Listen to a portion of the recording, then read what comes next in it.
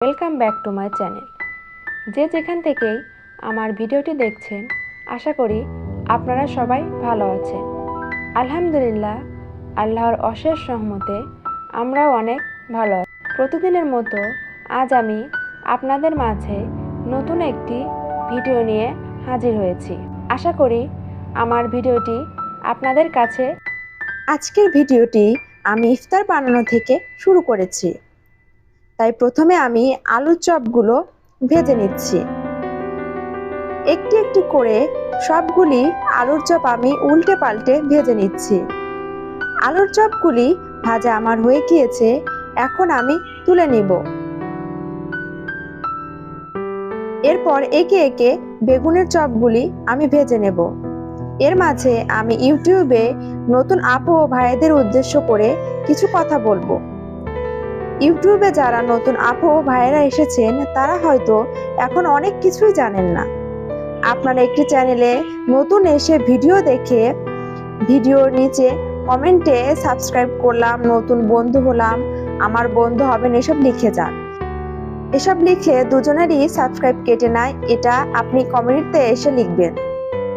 আপনাদের এমন কমেন্টের জন্য প্রতিদিন সাবস্ক্রাইব কেটে নিচ্ছে, আপনারাও নিচ্ছে, আমাদেরও নিচ্ছে। আমি আজকে সেহরির জন্য লইট্কা মাছের শুটকি ভুনা করব।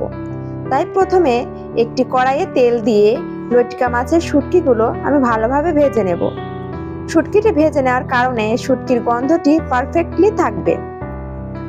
আমার শুটকি ভেজে নেওয়া হয়ে গিয়েছে, এখন আমি শুটকিগুলো উঠিয়ে নিব। একই তেলের মধ্যে আমি পেঁয়াজ কুচি ও মরিচ কুচিগুলো দিয়ে দিচ্ছি।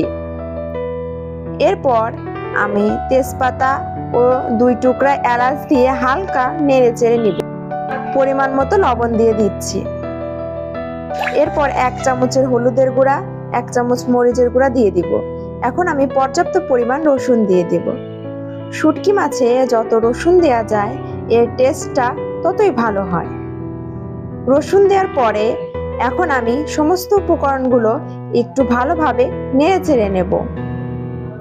এরপর এখন আমি দিয়ে দিচ্ছি 2 চামচ পেঁয়াজ বাটা, 1/2 চামচ আদা বাটা, 1 চামচ জিরা বাটা ও 1 চামচ রসুন বাটা।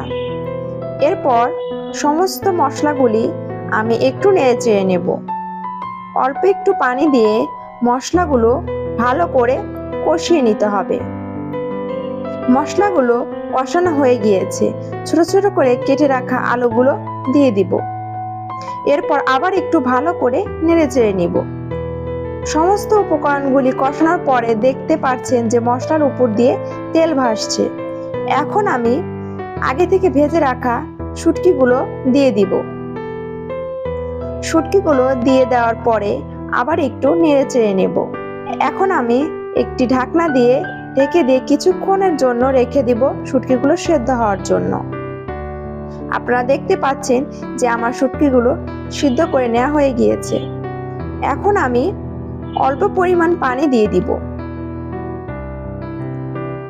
আমার শুটকি ভুনা প্রায় শেষের দিকে হয়ে গিয়েছে। শুটকি রান্নাটি হয়ে গিয়েছে, এখন আমি নামিয়ে নেব।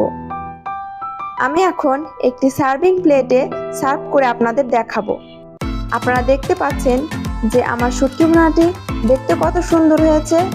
আপনারা চাইলে এই রেসিপিটি বাসায় ট্রাই করে দেখতে পারেন। আমার ভিডিওটি আপনাদের কাছে কেমন লেগেছে তা অবশ্যই কমেন্ট করে আমাকে জানাবেন। আজকের মতো ভিডিওটি এখানেই শেষ করছি। আল্লাহ হাফেজ।